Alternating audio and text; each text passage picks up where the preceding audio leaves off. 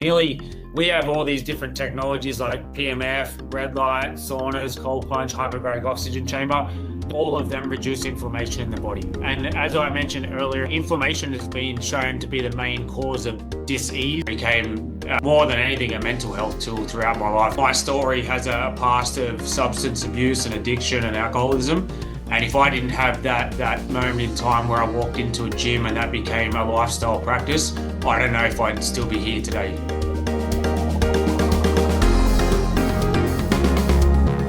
Troy, welcome to the World XP podcast. How you doing today?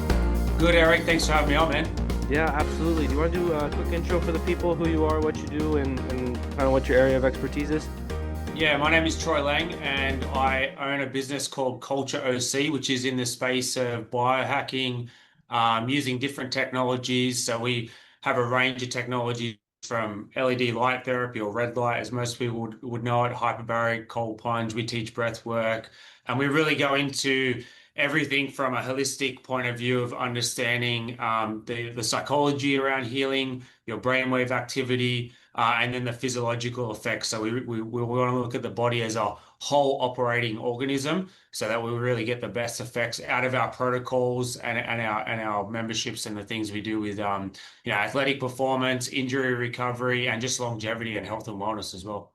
Okay, super nice. I'm excited to get into it because like I was mentioning to you before we hit record, some of the stuff I've tried myself, other ones I've not tried so much, and then so I'm curious to learn more about all those things. But real quick, before I forget, I should probably do these at the end, but I always forget when I did them at the end, so I do it at the beginning. Sometimes it works itself out. But the question from the last guest is, has any film or work of art influenced your life choices? Well, in a way, yes, I would say so. uh, I wouldn't say a particular film, but I was born in '83, so I'm an '80s baby. Our era of growing up in the early days, I was fascinated with action movies. So Arnold, Stallone, Van Damme, Dolph Lundgren. So my early days of biohacking was really, I joined a weightlifting gym at a really young age. I was 14 when I first joined a gym. And that was the first start of biohacking in regards to, supplements and different things to optimize, one, building that physique and recovery. So that's where it really all started. So to some degree, yes, action movies is where everything started from the aesthetic point of view. But as life evolved, that became so much more. It became more than anything a mental health tool throughout my life. It's something that my story has a past of substance abuse and addiction and alcoholism. And if I didn't have that moment in time where I walked into a gym and that became a lifestyle practice, I don't know if I'd still be here today because that's what really kept me grounded through some of the harder years of my life. Mm.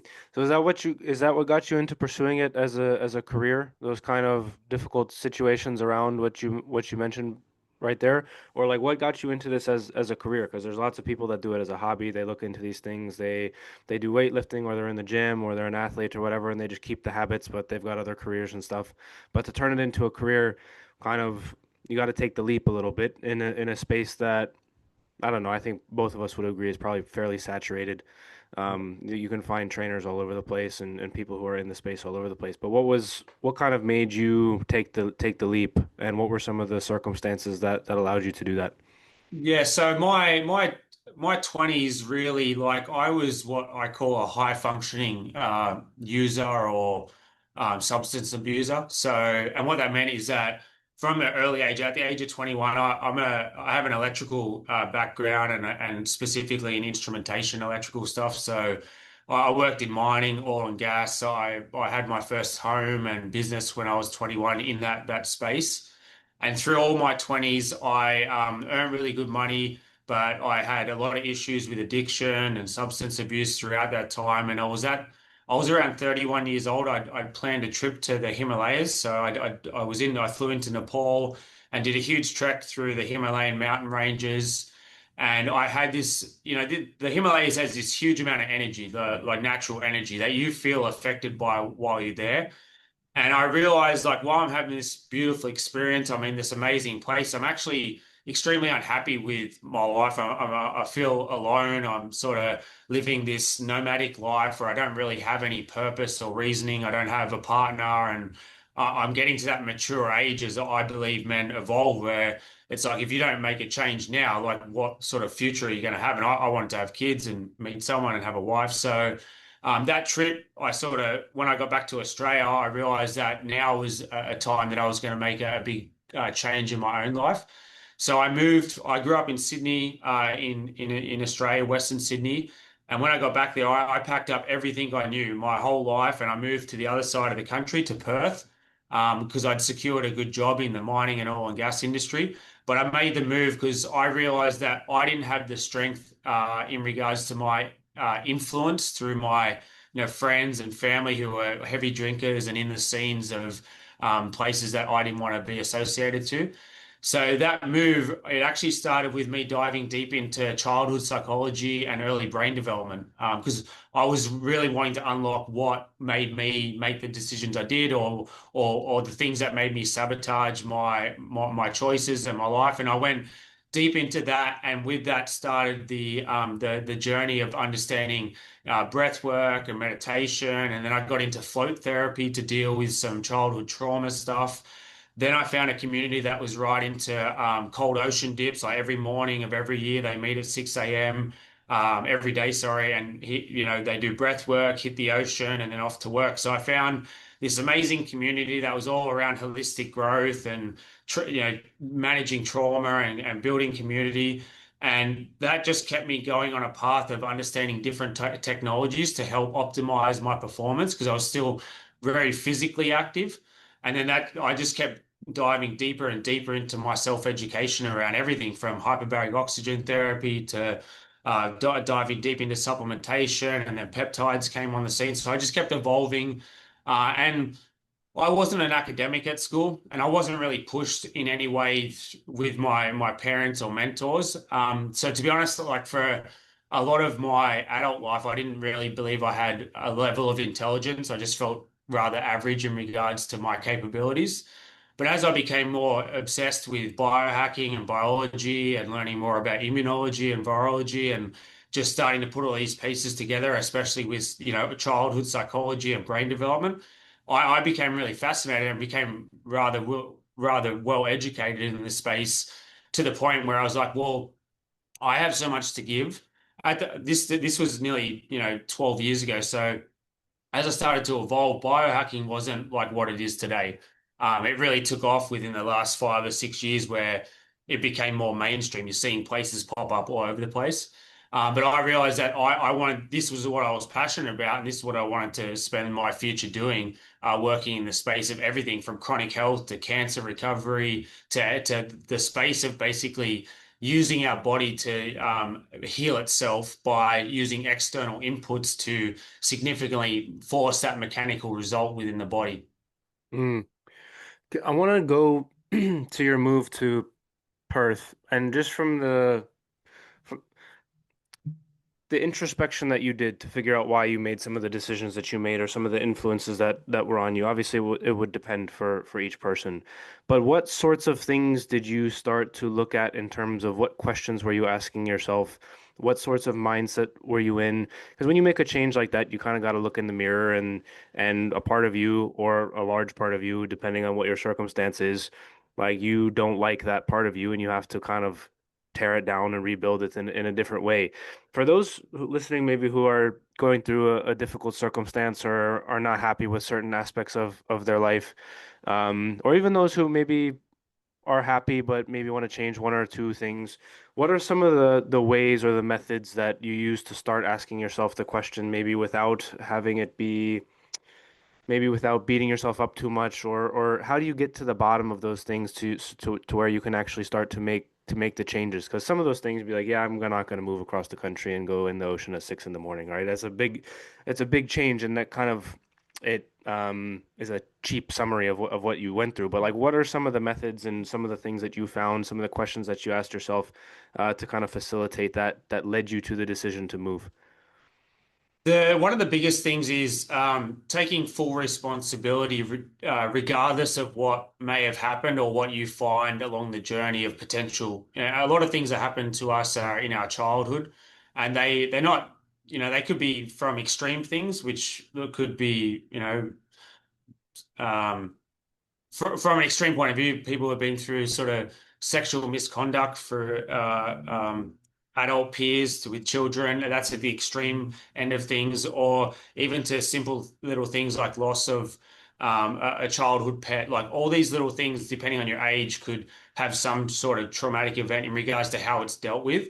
So one thing that was very important is not seeing and looking for resolve in other people. It's taking that responsibility, knowing that no matter what has happened, it's actually it may not be your fault that it happened to you or that it happened in your life, but it's actually your full responsibility to be able to resolve that because no one else is coming to save you. So you have to have that introspection of knowing that everything you need to change comes from within you and finding peace and joy and love in the experience because everything that happens to us, I often share that life isn't happening to you, it's happening for you. So there's always something to take out of every situation that's happened. And with that, I found that breath work and meditation allowed me to dive deeper into the understanding of looking at things that had happened in earlier in my life to really want to break down why that affected me as an adult. Like, well, I wanted to have a deeper understanding of like certain events that I could remember as a child that I knew played a role in my adult life. Like looking at that to understand how I could see how that would what I could take from that that benefits me as an adult to make different decisions and choices because only I have that responsibility and only I have the ability to make that change. And that was very important. And I think I used an extreme case of like I moved from Sydney to Perth, which is the equivalent as moving New York to LA.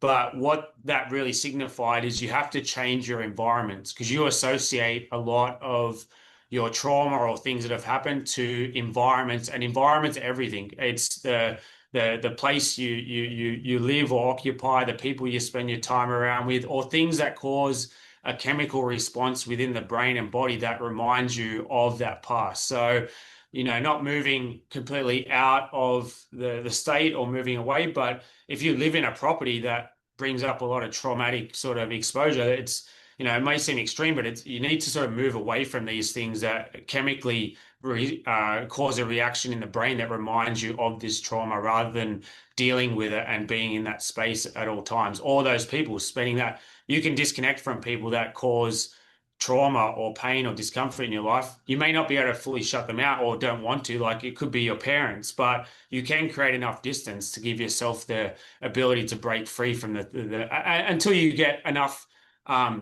repetition and build enough of a barrier to protect yourself from those environments. Mm. Did you have, I think a lot of people that I've talked to have, or at least a significant amount, have had a also kind of religious side to the sort of journey that you mentioned. Was that something that occurred with you as well?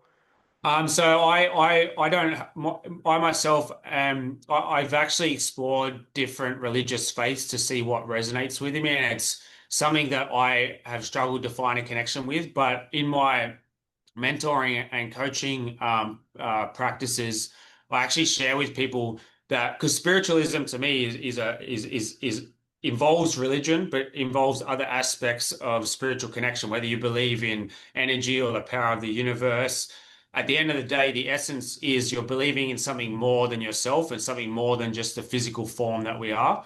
So, with my practices and working with other men and mentoring, I teach spiritualism for the individual. So if you have a connection to God or Jesus or Christianity or Buddhist faith, like you have to have some connection to a faith that gives you a bigger outlook than being more than just your physical self and your physical form, because that's very important. Our soul and our deeper spirit is connected to something much higher than us, a much higher consciousness.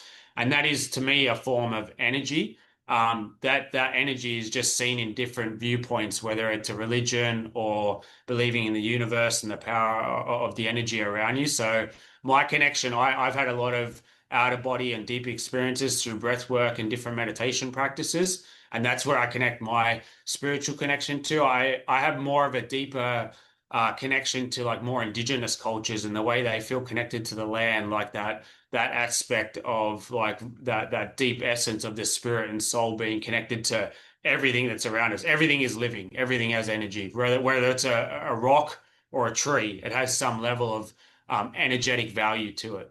Mm. Yeah, and that's exactly where I was going to go to the meditation and the breath work side. So how was it difficult for you to get started in that when you moved, or like I guess what are some of the things that you've learned? I've heard a lot of people talk about it, but I have not delved into those sorts of things myself really. So I mean, if you I don't know. I don't really know what to ask to be honest, but I'm curious about how it works, kind of different methods, things like that. Yeah, so my first exposure was breath work with cold water immersion or cold water therapy. And I was actually fortunate enough that the community that I was a part of in Perth, where I lived, they had some practitioners that had, many years of trainings through different breathwork techniques. And one guy who's really made breathwork and cold water therapy big is Wim Hof, the Iceman. Yep. So I was fortunate enough. His brother Marcel used to come to Perth to be part of the community that I was with. So he used to teach those practice of the Hof style breath, which is a diaphragm breath all through the mouth, intense breathing. And then you go through a certain amount of breaths before you go into breath retention rounds where you're holding your breath. And what I teach different aspects of breath work, and what we're teaching is fight or flight control. So you're actually teaching emotional regulation and nervous system regulation through different styles of breath work. Um, Even in yogic practices, you're basically breathing in to receive like abundance and life, and the hot air you're breathing out is releasing like stress and energy that doesn't serve you. So we can do like short 5-10 minute breath work sessions, and the way you breathe will activate different parts of your nervous system. So you can activate sympathetic nervous system, whereas more fight or flight on edge, ready to go, or parasympathetic nervous system where you're relaxing, you're slowing the heart rate down, you're actually relaxing the nervous system, putting you in a parasympathetic state, which is your recovery state where you're relaxed, you're not on edge. And that's why we'll use different breathwork practices, especially at Culture, the business I have. We teach cold plunging practice around breathwork techniques, and we do it more so to teach emotional fight or flight control techniques. So when you get into a cold plunge, you go into a state of shock, but you want to be able to control the environment so you get the benefits out of cold plunging without dumping a whole lot of cortisol and stress in your body. And if you're not breathing at a good slow rate to bring your heart rate down, then you go into a stress state, which sort of offsets the benefits of being in a cold plunge. Because if you're overly stressed and you can't calm your body down, you're going to release too much cortisol, and that causes a lot of stress on the body. So we essentially use breath work in a shorter time frame setting for emotional control techniques, whether that be anxiety or you're using it for cold water therapy or something where you're pushing yourself outside your comfort zone. But then we do full ceremonial breathwork sessions where we'll be in breathwork for an hour doing different stages of breathwork. And when you're going that deep, you can get people that have an out of body experience where they feel like they're levitating to the point where your brain naturally releases DMT. So you have quite a euphoric, almost like hallucinogenic type experience through breathwork. So that's why the power of breath can tap into many different aspects of the brain and what it can do. Interesting. You mentioned cortisol and DMT. Can you go through some of those and a few of the other chemicals in the brain that I'm sure that we'll touch on at some point, just for the people listening, have like a glossary of terms so they know what they kind of have Yeah, so context. so cortisol is what we call the stress hormone. So when we're under a lot of physical or emotional stress, our brain releases cortisol, which then can cause a lot of stress and inflammation within the body. A big problem with stress, which I call the silent killer, is that it's continuously releasing cortisol in the body, and this when it's continuously released can cause like adrenal fatigue, brain fog. Inflammation is one of the lead causes to disease within the body. So, and we live in a constant state, even though we have a lifestyle now that's much safer than it's ever been in human history. The way we live life with being worried about the bills we have to pay, kids, businesses, being unhappy at work, relationships, we're continuously in a state of stress. That's why meditation and breath work are very important practices because they're taking you out of that stress state. And if you're in a complete high stress state all the time, your body's dumping cortisol. Your body is having an issue with trying to regulate its everything from its hormones to its stress management. You get increase in inflammation, and then this leads to the body breaking down over time. Um, One thing where, because we talk about cortisol and that being released if it's not controlled, if I refer back to cold plunging, when we teach our cold plunge practices and we're getting people through it, we operated at about 40 degrees Fahrenheit, and we aim for a minimum 3 minutes, and any time between 3 to 6 minutes is the client's time where they can choose the ideal time frame that they feel they're getting the benefits from. But when you're in control, you're not releasing too much cortisol, so you're not under stress.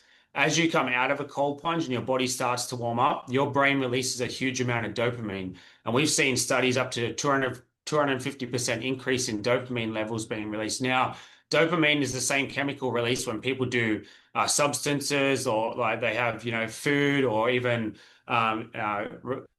that you're having sex or things like that, where you get that euphoric feeling of that sense of euphoria and feeling really good. But getting out of a cold plunge, it's a natural release because of the way the body goes through that thermogenic sense of warming up. So it's a very healthy way to get yourself, even though you're putting yourself in a stressful situation, when you're breathing and controlling your response to the environment, then your body goes through this release of dopamine, which gives you 4 or 5 hours of like nice, pure energy that your body's naturally producing. You have that euphoric sense of feeling as well. Very, very targeted, like direct thought process. So it sort of disconnects the monkey mind, the overthinking. So the benefits of cold plunging for me is far outweighs the physical. It's more of the psychological benefits that you get from it as well. Okay, I know I've got so many questions, and I know we've got well, not somewhat limited time, but I'm going running through all the questions in my head, and I'm like, I don't have. Okay, I'll, so I'll, I'll, I'll talk all day. We're not in any time yeah, rush. so in terms of biohacking, just real quick, for what people think that it means, or to you, what does it mean? And then I'll add on to that the sort of supplement, I'll say air quotes, alternative care recovery type things that have become, like you mentioned, in the last like 6 years, kind of more popular. Um, Even in the US, like politically, there was a big push to that. We've seen um, then on the other side, people saying, "Oh, Tylenol's not good for you," and then the response on social media was people chugging Tylenol, which I was like, "Why would you do that anyways?" It just seems anyways, so there's been a lot of talk about all these things, whether or not they work. If you like ask ChatGPT what supplements work and don't work, it'll be a lot of the answer you'll get is like, it probably won't kill you, but it's unproven. But also part of that is the FDA being so difficult to get into trials and different things. And so now people are just trying stuff outside of the insurance network. So there's like a lot of complicated things that go on to that. But your interpretation of the biohacking industry or the alternative care industry, um, what would, if you were to describe it to somebody that's not familiar with it, like how would you best describe it to them? Yeah, so I mean, the term biohacking itself is it is hacking into your biology. So think of a computer hacker who can hack into the mainframe and look at all the software and implant a virus, or the opposite, heal the computer to make it better or optimize or work faster. Biohacking is doing that on a biological level. So we're using, for the most part, external inputs, whether that be, light therapy or an oxygen chamber or even a sauna for detoxing the body because we're getting something out that we don't want in there. Peptide supplements. What we're trying to do is mechanically force a biological response to get the response we want, whether it's better athletic performance, hormone regulation, faster recovery from surgery, even managing chronic health issues, everything from maybe being diagnosed with cancer to Lyme's disease, chronic fatigue. But biohacking itself comes down to the individual. So you are, yes, in essence, wanting to take more responsibility for your own health and wellness, to have an understanding of how your body operates and what your body needs. Coming to a facility like ours, we're not here just to loosely recommend things based on science. We take a proactive look at each person's individual biomarker testing. So we'll get people to do blood work so we can actually see where their hormone levels are at, because biohacking is understanding a vast majority of different things to look at the body as one whole to understand what would best be utilized to help that person resolve the issue. So we want to see hormone levels, micronutrient levels, vitamin D, zinc, creatine, things that are naturally occurring in the body.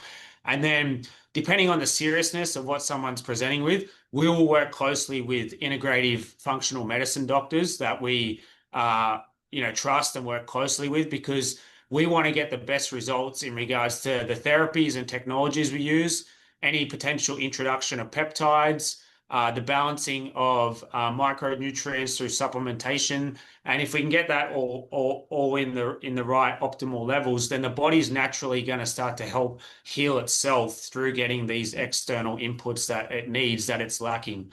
Now, we live in a society where we're bombarded by environmental toxins and chemicals. Our air pollution, our bathing water, even though it looks crystal clear, is full of chemicals from the city or the town.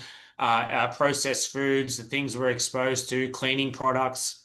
You know, our body, our skin, the largest organ in our body, also it's like a sponge. It's just absorbing its environment. So you may use a cleaning product that's on the bench over there. That's still off-gassing chemicals that your body's absorbing, and it's all around us.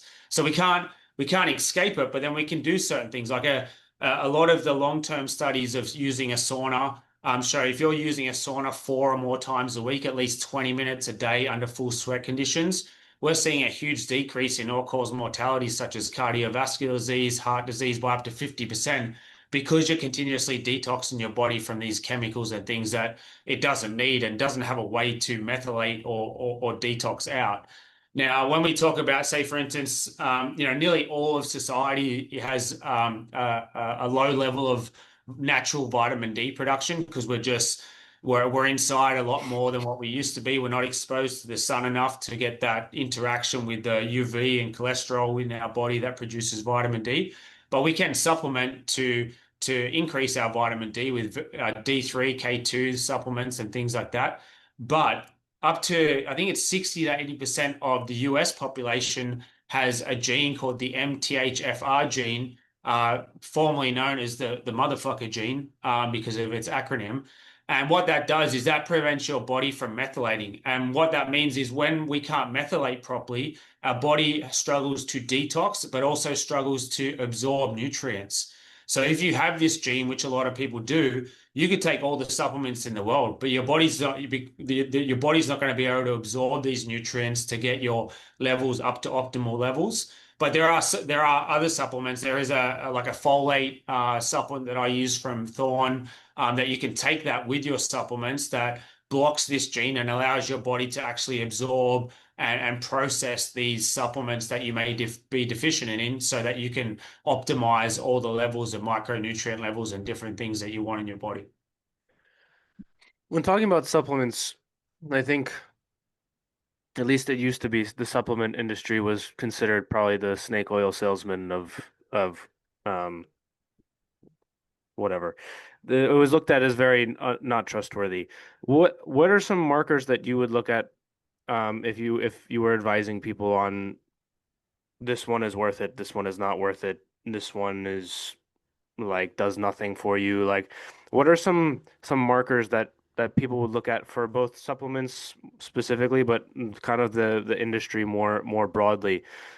Because as we discussed before, a lot of it is new. People are unfamiliar with it. A lot of people are going off word of mouth. They heard somebody on a podcast say they should go into sauna, and it's like, okay, well, that seems pretty low risk. But like, what are some ways that people can discern for themselves?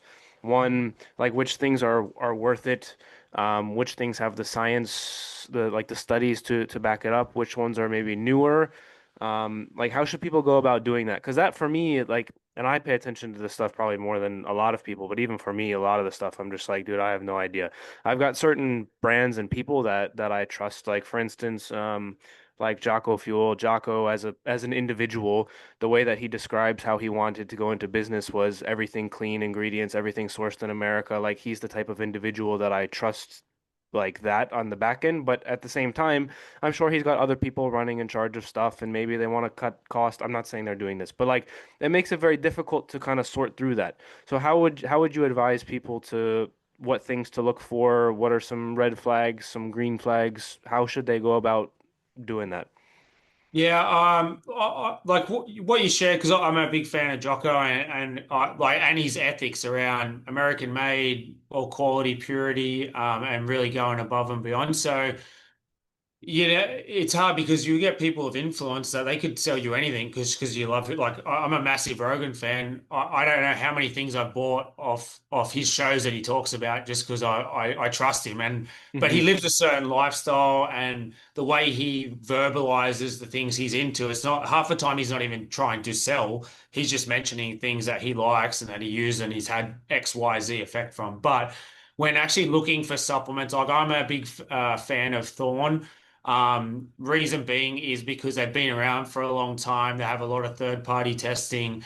They're NSF certified, so they have a lot of certifications, especially in high-level athletes and sports where they have some of the strictest testing in society. So they have to be very aware of what they're putting in their body, how it affects their body. So and there are some great supplement ranges that are certified by some of the leading physicians and regulatory boards. So they have to jump through hoops to get these sort of certifications.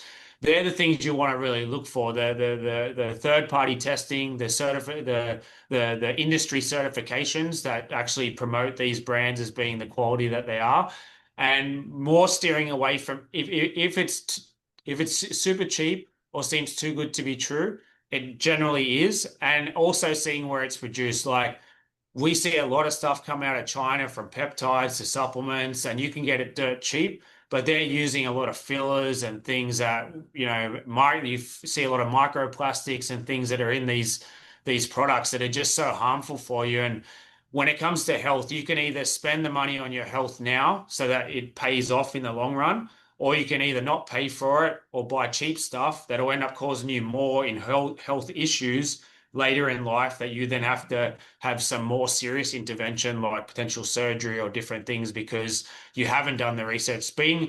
I tell my clients, even when it comes to finding physicians and doctors, uh, we don't want to use AI and Google to self-diagnose.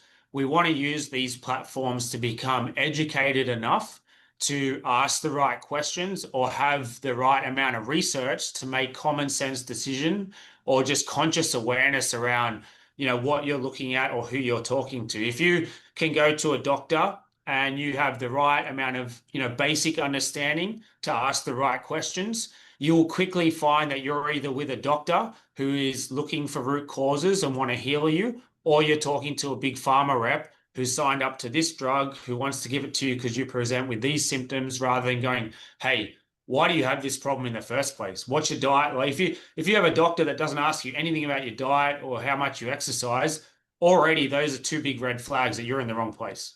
Yeah, no, I completely agree.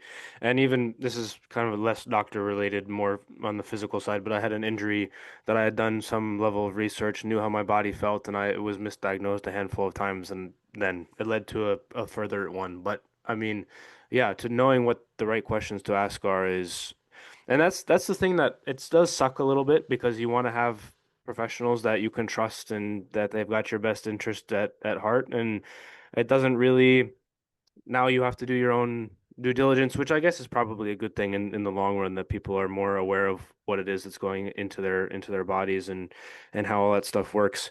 Okay, that makes sense from the supplement perspective, and that's pretty much what I do as well. Well, that's Okay. all just with that too, because it's like with biohacking, I tell people if they come in here, we have all these great technologies, but we want to evaluate someone from the very simple practices of what they're doing in their lifestyle. There's no point eating McDonald's every day and eating, pizza and soft drinks and then coming in here expecting these therapies to save your life. No, no, no. we're going to start with like, do you have the right amount of hydration, water consumption? Are you getting enough sleep? I mean, people underestimate how powerful sleep is. That's when the human body goes into full recovery. If you're not getting quality sleep the right amount of time, your body's not doesn't have the ability to recover. And then you go straight back into the next day, pounding the crap out of your body with, bad food, bad lifestyle choices, alcohol consumption.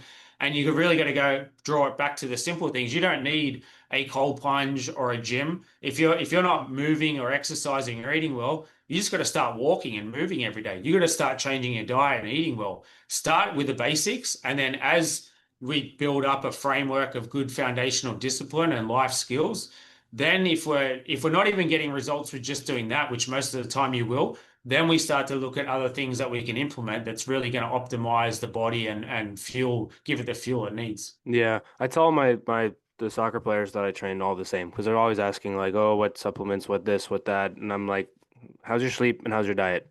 Yeah. And start with those. That's like 80-90% of it, and then the rest of it is just like getting the edge, the add-ons, the sub like the rest of it. So, yeah, no, completely agree. I want to the things that you offer, I don't know if you categorize them in this way, but in my head, I categorize them in this way into electrical stuff, cold stuff, and hot stuff. I don't know. Is that a fair categorization?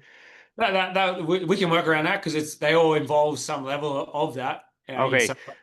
So I want to start with the cold stuff since we've already talked a little bit about that. You mentioned the cold plunge, and the breath work. Is there anything else that you want to add to that piece, the cold kind of stuff that you guys offer?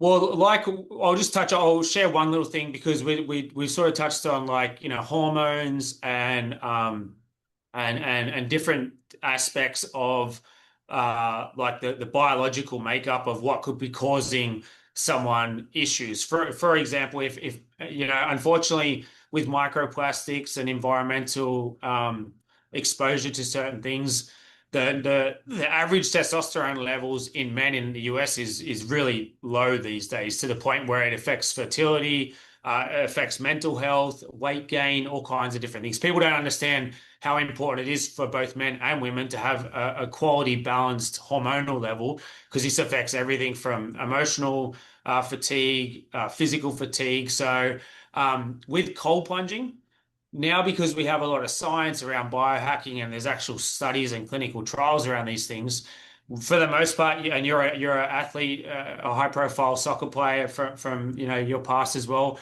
Most of it's associated cold ice baths or cold plunging with athletes after a hardcore training session to for recovery. So, but now we've seen a lot of studies that if you're cold plunging prior to specifically weight training or heavy resistance training, we're seeing a natural increase of up to 50% increase in natural testosterone production by using that therapy prior to doing a workout, such as heavy weightlifting or training.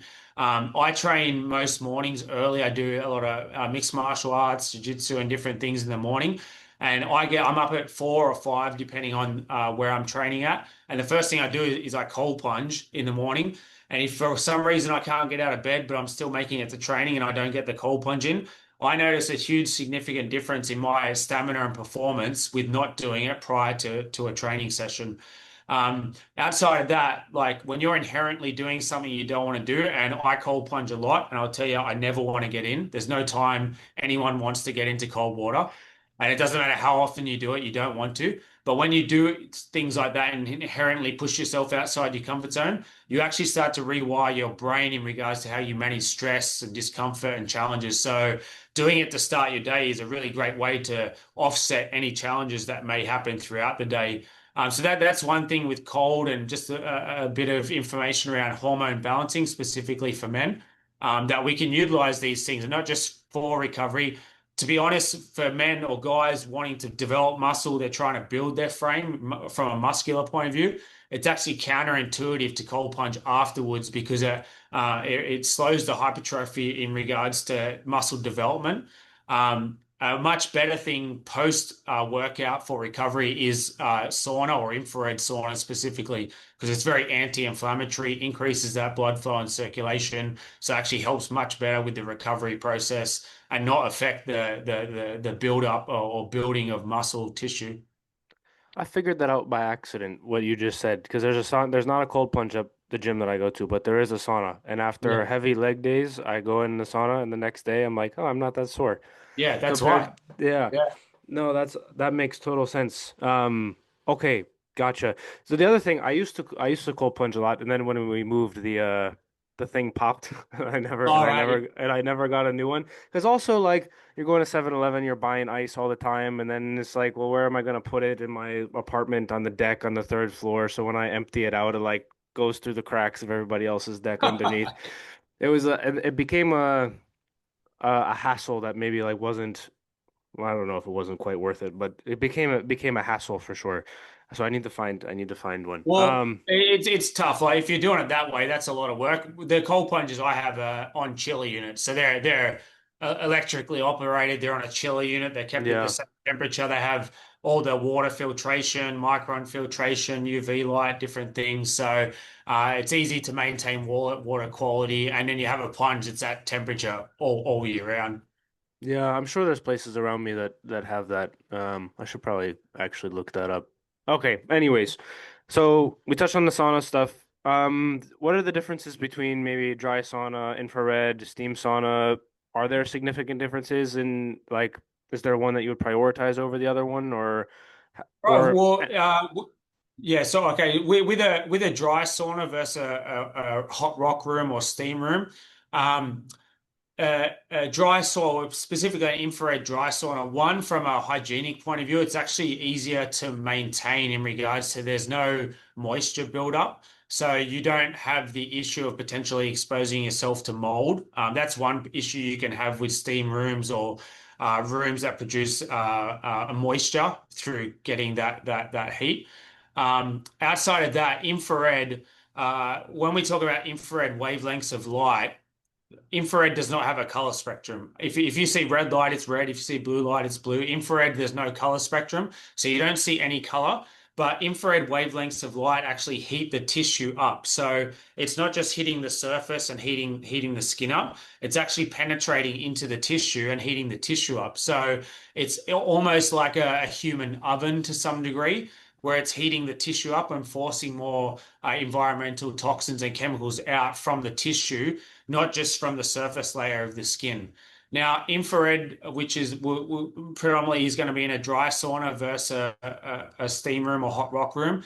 It's infrared also provides inflammation reduction within the tissue. So infrared, you get the anti-inflammatory properties. Infrared is much easier to maintain from a hygienic point of view. And then um, outside of that, like when you're in a hot rock room or steam room, when we sweat, that's our fight or flight response to cool ourselves down. We're sweating to try and cool ourselves down. So when you're in a steam room or hot rock room, you're sweating just on a surface level, which is still good. You're still detoxifying the body. But in a dry sauna or infrared, you're actually heating the tissue up. So you're forcing more environmental toxins and chemicals out of the body. And what I tell people is like you're using sauna essentially to detox your body. So we always have a lot of towels in our saunas because you want to continuously wipe away the sweat because at the end of the day, sweat is just water, and you can basically absorb that back in. So the more you're wiping down while you're in a sauna, the more you're actually removing like toxins and chemicals from your body, and not going through the potential of reabsorbing that. And then we also offer dry brushes. We have like copper dry brushes. It's a really great way to exfoliate the skin, remove dead skin cells. But what it does is when you're brushing and moving blood and circulation up through the outside of the tissue of the body, it actually activates your lymphatic system. And our lymphatic system is what we help to detoxify our body, which is very important because unlike our circulatory system where our heart is pumping to move blood around our body, the lymphatic system doesn't have a pump. It's activated by movement, like jumping, walking, training. That's what activates the lymph system. So for someone who's maybe more immobilized with an injury or something, one, infrared sauna increases your heart rate because it gets your heart rate up. So it's a low aerobic type workout, cardiovascular workout. And then with dry brushing and moving your brush around the body activates the lymphatic system too, which helps with detoxification as well. Oh, okay. That makes sense.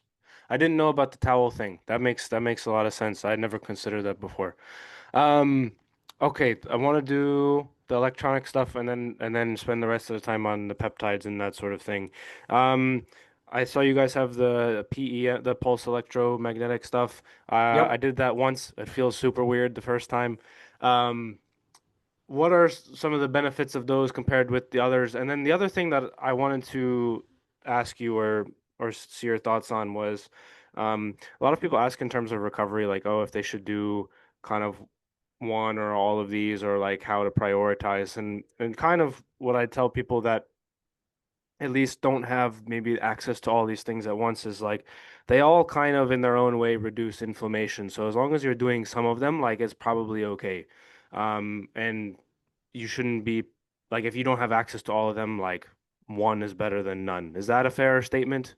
Yeah, 100%. You're right on the money. And you're 100% right about the whole inflammation thing. Nearly, we have all these different technologies like PMF, red light, saunas, cold plunge, hyperbaric oxygen chamber. They all of them reduce inflammation in the body. And as I mentioned earlier in this conversation, inflammation has been shown to be the main cause of dis-ease or disease in the body. And we're not so much talking about physical inflammation, which we'll get from training and movement, but also cellular inflammation, which is a big thing as well. So you brought up PMF, which is pulse electromagnetic frequencies. We have two different PMF devices. We have a PMF mat, which is what I call our low intensity mat. When you're on this, we have a device called a brain tap because we stack protocols and therapies together. So just to give you an idea of why we do that, with our PMF mat, low intensity, and I'll go into the high intensity one, which sounds like what you were experiencing because Hmm. you feel it. Low intensity PMF mat is lower frequency or hertz wavelengths, and it's really about de-stressing the body. So it increases blood flow and circulation. And that's the other thing. We talk about inflammation reduction. A lot of the other things we do, there's three main things we get out of therapies: inflammation reduction, ATP production or cellular energy production, so mitochondria can produce more energy, and increase blood flow and circulation. I would say they're the three main keys of therapies that you get from most of the therapies that are on offer. On the PMF mat, we can set it to different frequency waves that are either for de-stressing the body, injury recovery, putting you more in a cognitive relaxed state. And when we use that, we're doing that because it's really the starting process of our combined therapies of getting your body flowing and moving, charging the cell on a lower level intensity, getting getting that increased blood flow and circulation. And then we have a device called a brain tap. It's a headset device that has like a light frequency visor that comes over the closed eyes. And then we play guided meditations that are helping shift your brainwave activity into more of a delta or theta, which is your parasympathetic state of recovery. Now, the reason we do that is because your brain is what's sending and receiving signals for healing the body. So if that is in the right state, like delta or theta or parasympathetic, then when we our super healing protocol, we go from PMF brain tap into our red light therapy bed and then into the hyperbaric oxygen chamber. So at that first station, when we get you in the right brainwave activity, we get the body flowing on a low level intensity. When you go into the red light bed, we're then going to boost the effects of what happens on the red light bed. Then from the red light bed, when we go into the hyperbaric, we're going to boost the effects of what happens in the hyperbaric, getting more oxygen into the cell.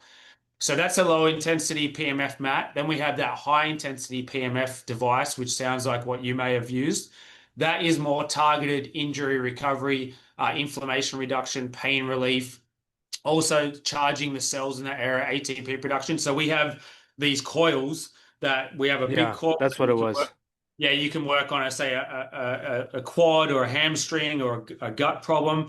And we use higher intensity frequencies where it's using electromagnetism. So it has a similar effect to what it would look like when someone gets like the The stem. electrotherapy. Yeah. Yeah, the stim. But we're using electromagnetism. So it's charging and you depending on the level, you'll see, you'll get that move in your body convulsing. But it's been shown for great for faster recovery, pain relief, and we've even seen it show to help speed up like bone fractures and breaks as well. So Mm, that's the PMF side of things.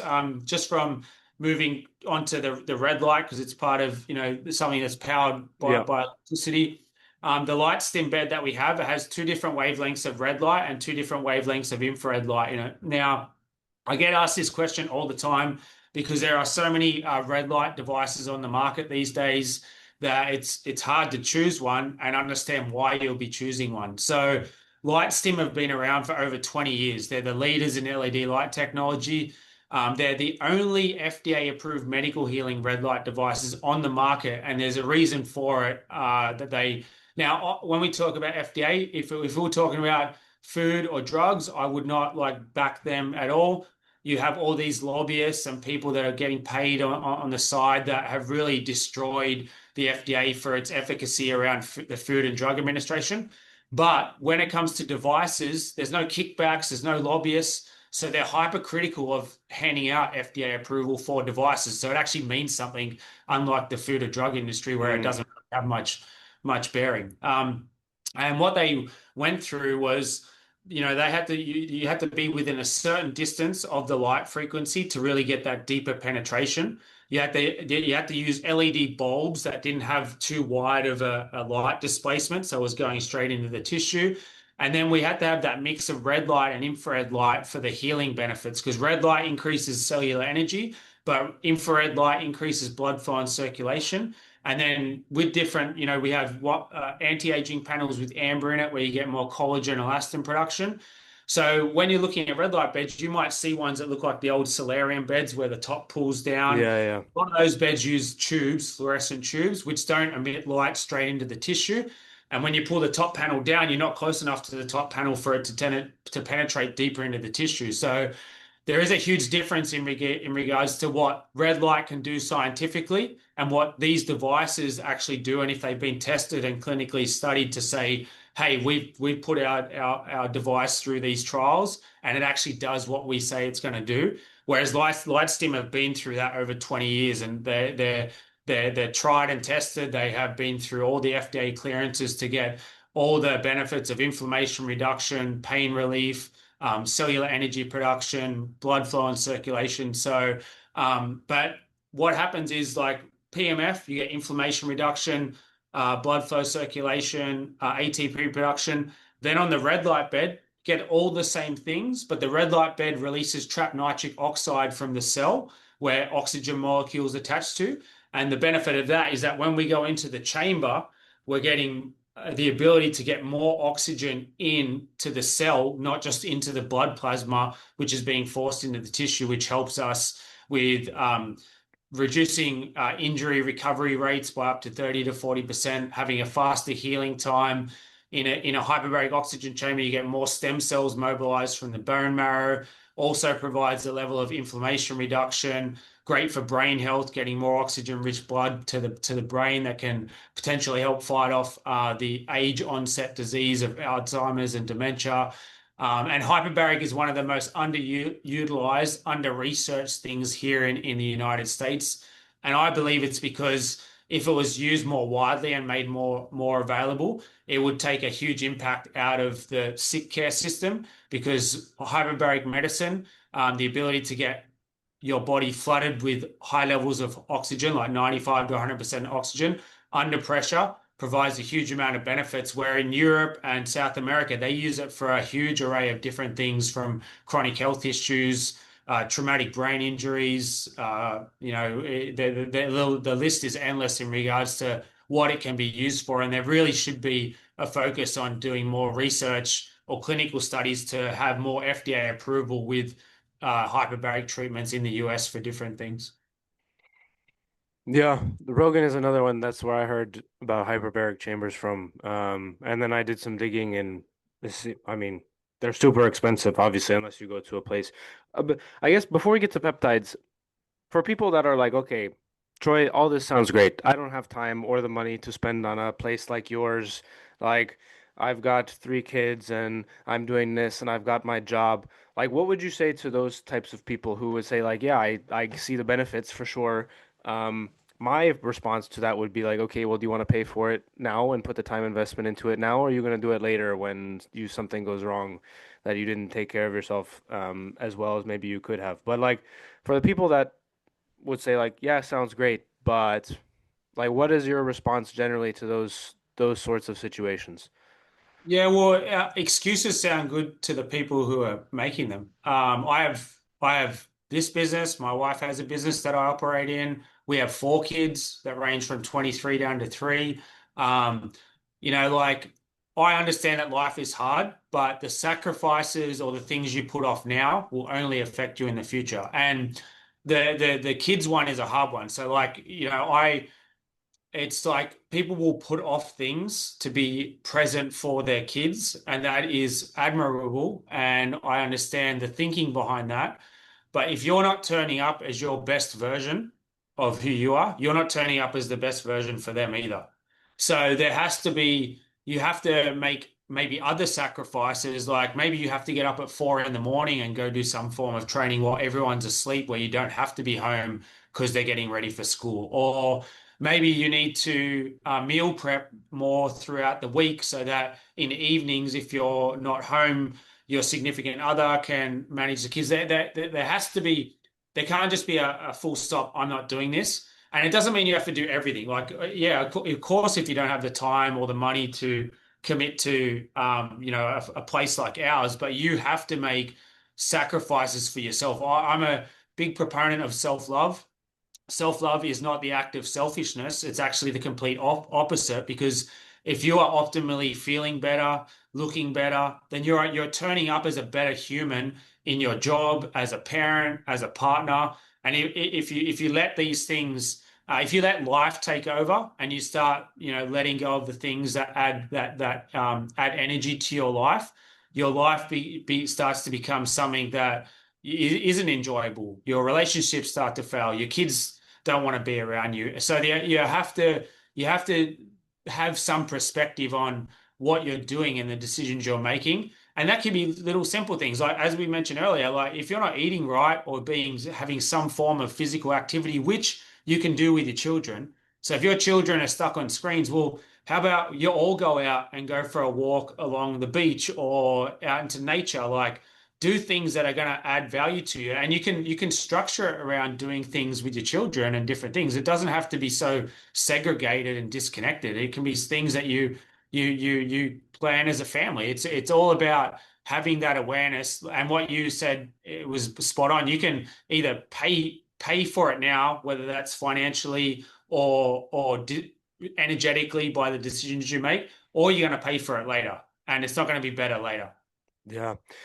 Um, Last point on this, if somebody's like, okay, yeah, I got you. I don't want to make any excuses. What's the best bang for my buck in terms of like the stuff that we've spoken about thus far? What would you recommend is like someone who let's say that their diet is pretty good and they're exercising and they're sleeping relatively well and they would want to add like one or two things. Like what would you recommend those two things be to be like this is the best bang for my buck, most time efficient, etc. That's super easy. It's the hardest thing to do. It's actually the thing that is mostly on the even for a good quality one is on the cheaper end of everything that I have here. My cold plunge costs about $5,500. It's compact. It would fit in an apartment. It'll fit anywhere. It's locally made by a company here in California. It's called Cold Creek Tubs. Family run. Plunge is awesome. Why I choose the plunge is because within 3 minutes, I can get a huge amount of physical, psychological, and emotional benefits for 3 minutes a day. Every day I can do that. It changes the way I manage stress. It changes the way I manage confrontation. It inherently builds my mental fortitude because I have to do something I don't want to do. Physiologically, inflammation reduction helps with injury recovery. You get the release of cold shock proteins. If you don't have a compromised immune system, it's actually immune boosting because of the way your body has to adapt to the cold, then warm up. It regulates your immune system. Like cold plunging for me, and having some form of understanding of like maybe someone teaching you with breath work and how to control. Like now for me, 10 to 15 seconds, I'm in the zone. And now it's a meditative practice where I'm just in there for my 3 to 4 minutes. I'm starting my day like that. I'm in a controlled state physically and mentally. And then how I feel afterwards, this huge amount of dopamine release. I feel euphoric. I've already challenged myself for the day. I'm ready to go. It's by far the best therapy physically, emotionally, and psychologically that you could do and invest in. Nice. Fair enough. All right, peptides. What are they? How do they work? I think people would probably have started to see the letter and number combinations, right, when they see the Ozempic commercials and whatever Serena Williams is advertising these days on YouTube. Yeah. Um, but what are they? How do they work? So peptides are small branched chain amino acids that we naturally produce within the body. So peptides are naturally produced in the body. They are classed as a hormone, technically, but because of their lower amino acid chain link is what classifies them as the type of peptide they are. So we have peptides for everything. Like you mentioned, GLP-1s for weight loss. We have one that's really popular at the moment is it's called the Wolverine blend, which is a peptide, two peptides, BPC 157, TB 500, which basically speeds up the recovery process. Now, what peptides are doing is they're essentially activating the cell, attaching themselves to the cell receptor to get that cell to produce that peptide response. Um, I'll touch on GLP-1s first because I'm not a huge fan of the way they're being administered in society. GLP-1s have their place in medicine. They are an incredible breakthrough, especially in the place of extreme obesity. But where I live, we have people that are 5 pounds overweight getting on GLP-1s that are an appetite suppressant. So then they're not, yeah, they're not eating, they're not getting nutrients, and then they're not just losing like they're losing weight at numbers, but they're not losing fat. Essentially, they're losing their muscle mass, which is metabolic health and immune health.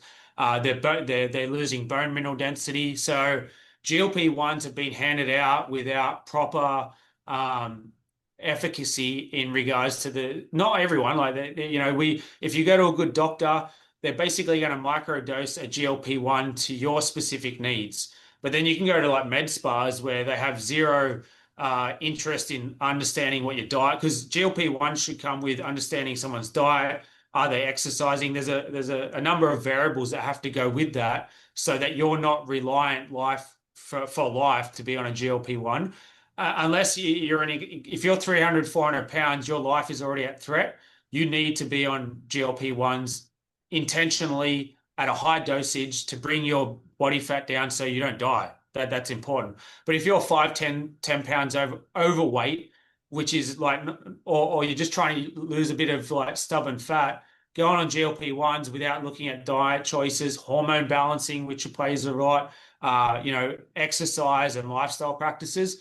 And we're asking for a huge amount of trouble in the future with an epidemic of GLP-1 use. But then Real, peptides real are quick before you move on, yeah. and this is not to get you in trouble, but I just remembered a couple years ago, maybe 5 years ago or whatever, the whole body positivity thing, and I was still being naive, and I was arguing with somebody on Facebook about how they were like, "Oh, Lizzo's so healthy," and I was like, "No, she's not."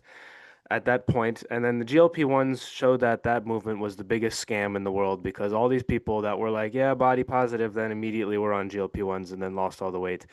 And then I was just like, anyways. But then what's really funny is people are mad at them for it, which I find very funny. But anyways, I digress. Not to. Yeah. But and it is important. Like people don't understand how many diseases are related to obesity. So it's like it's not about protecting someone's emotions. It's about being realistic with you know, like how much do you care about your health and wellness? It's not about, oh, you're overweight or you're carrying extra weight. It's like if you're carrying this extra weight, you're decreasing your life longevity and lifespan and the potential of getting some other form of disease, whether that be cancer or any form of disease, because your body's struggling to survive. It's highly inflamed. So body positivity is like really being honest and real with people about like how they're affected by being overweight, that they're either ignoring or they don't have the discipline or the desire to actually do the work to get back to feeling healthy, which then they'll feel far better than what they were in the first place. And we have the whole quick fix thing here in the States with like if you can do it quickly without having to do all the work, then everyone's going to get on it. And that's one of the big problems because with that doesn't come, like we mentioned, lifestyle changes. Like you can't get on GLP-1s and then every meal you do have is some shitty burger from a fast food joint. No, like Hmm. you're not fixing the problem. You're Yeah. just masking it. You know what I mean? But then peptides, honestly. Once again, like big pharma, and you mentioned earlier. I don't know if we're on camera, but or before about Brigham Bueller. That guy Yeah. is a great person and an asset to the industry. He worked in big pharma. He knows how corrupted and how bad it is, and now he's guys. He runs Ways to Well, which is a business that does what we've been talking about. They look at your biomarkers. They look at your lifestyles. As a whole, and then they can introduce peptides and different things to optimize your body's functions to get you back to a level of health that you should be at. But the big pharma companies like Eli Lilly and Pfizer, they're trying to take a stranglehold on peptides because they fear that, compounding pharmacies and doctors having the ability to compound peptides for their clients would take a huge impact on the pharma industry because they are the way forward of molecular medicine and basically being able to get the body to do the job it's designed to through synthetic peptides by activating the cellular response within the body. Peptides are incredible, but when we talk about sourcing them, now you've got a lot of black market peptides, people making them in their backyard, peptides coming out of China. You do really want to be careful when you're ordering peptides or wanting to get them. The best option, if it's possible, is sourcing them from a doctor or through a physician from a compounding pharmacy here in the US, because you can look at their test results, you can get all the information, you know that it's coming from an environment that's clean and they're using all the right things to get a high quality peptide because there's a lot of I've seen a lot of different companies buying them out of China and like nothing against the Chinese, but they do a lot of dodgy shit. Let's be honest, like they just do. So you don't know what you're getting, you don't know where it's coming from, you don't even know if the paperwork that's coming with it is legit. Like how hard is it to forge a doc and then send it with the paperwork when there's no legal ramifications. Whereas here, if something happened from a compounding pharmacy, they'd face huge legal actions if something serious happened. So you really want to trust the source of where it's coming from. You're injecting something into your body. You want to know what it is. Yeah, 100%. You mentioned the Wolverine blends, and I read some of the blends on your website. Um, is like tendinosis or tendonitis something that helps with? Say, I don't know, if somebody had like patellar tendonitis in both their knees, for instance. Like, is that something that would help with? Yeah, the thing is, like peptides are still in their infancy, so we are Hmm. seeing them work with a huge array of different things, and we could bring that back to biohacking. Biohacking is actually making a choice to try something, and if it works, we're all biologically different. So there are studies of like showing specifically like with muscle tears and different things, and tendon and ligament tears where they've seen the clinical research of cell migration and getting faster healing and not just faster, but better quality healing. But like in the form of biohacking, you could have an injury that maybe doesn't have a lot of clinical research. But unlike GLP-1s, like things like the Wolverine blend or BPC 157, you can't specifically use them in a harmful way. GLP-1s you can overdose them. That can affect everything. We've had stories of people going blind, appetite suppressant, so you're not getting any food, you're not eating Oof. essentially. But with a lot of recovery peptides and things like that, you the only contraindication is, and I follow a really great doctor on Instagram.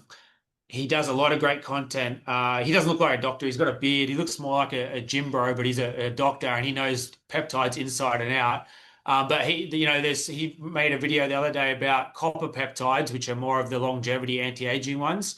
How that if you're mixing them with things like BPC or TB500, it actually decreases the potency of each peptide. So some peptides can be stacked, some shouldn't be stacked together or should be spaced out. And that's where you really want to do your research. If you go, look, I'm a biohacker, I do research where I get the information I want, I feel happy with it, and then I try it. But that's a personal choice. I'm not harming anyone. If I harm myself, well, that's something I have to deal with. That is basically what biohacking is. But more controlled biohacking is if researching, understand something, going to a professional, getting their advice if you have concerns, because you're not as much of a risk taker. So doing your research, understanding what you want, why you want it, then maybe going to a doctor or a physician who specializes in peptides, or someone who's very well educated in the space to then give you, dosage rates, frequency, how to inject, where to inject, and those type of things is very important. Yeah, I want to, before I forget to mention, the stuff that you mentioned about Eli Lilly and the big pharma. Brigham Bueller went on Rogan, I think maybe a year ago or something like that, 8 months, and he detailed all that stuff. So for those listening who are interested in learning more about that whole situation, he details it in I think it's probably like 3 hours, or whatever. But it's eye-opening to say the least. Yeah. Is there anything that I haven't asked you that I should have, or that you want to expand on or touch on? No, I think this, I mean, this has been a great conversation. I really appreciate people like yourself who are creating these platforms for different communities, just to have, podcasts are just a great way to not take information and go, okay, that's the truth. It's to give you an idea of like other things that are out there, to want to either research more, or find out more or understand more about the things that you might be interested in. So it creates a great level of connection for different communities to go, oh, maybe this guy knew something that I don't, but he's not a doctor, or someone that I'm going to put all my eggs in one basket with. But at least now it'll take me on a journey to wanting to understand more, find out more. So I just want to really thank you, Eric, and appreciate, having a platform and having me on so that we could talk about these things, and share these different aspects of biohacking and what we do. Yeah, absolutely. Where should the people go if they're interested in learning more about you or your business? Yeah, so Culture OC, so CULTUREOC for Orange County. You can find that like our website, cultureoc.com, YouTube, Culture OC, if you type that in. And we do on our website, a lot of educational information with clinical studies on each therapy and how they're used. YouTube, I'm always doing different podcasts like this, or doing actually being a host as well as always uploading little shorts and different things about different therapies and technologies. Instagram Culture OC. Once again, you'll find a lot of stuff on there. So anywhere you can type in Culture OC, and look at social platforms and things like that, you'll find information on us. We are based in Orange County in California, so Southern California. So if anyone's listening that's over this way, just mention the podcast, and we'll give you a 50% off discount of trying any of the treatments and stuff like that as well. Or if you're even flying in from out of state, and you're one of Eric's viewers, and you're coming down this way, by all means pop in and check it out. Awesome, awesome. For those listening, thank you. Check the links out in the description. They'll be there as always. Two other disclaimers. This is not medical advice. Neither of us are doctors. Probably should have said that at the beginning, but that's all Yeah. right. And then lastly, for those listening who've been around for a little while, we finally got merch. So there should be products in the tagged somewhere, and wherever it pops up in YouTube, shirts and blankets and mugs and hoodies and stuff. So go check those out. Thank you for listening again. Troy, I appreciate your time. And for those listening, we will see you guys next time. Peace. All right, thanks, Bert. Take it easy. Thanks for tuning in to the World XP podcast. If you want to watch another episode like this one, click there. If you want to subscribe, click there.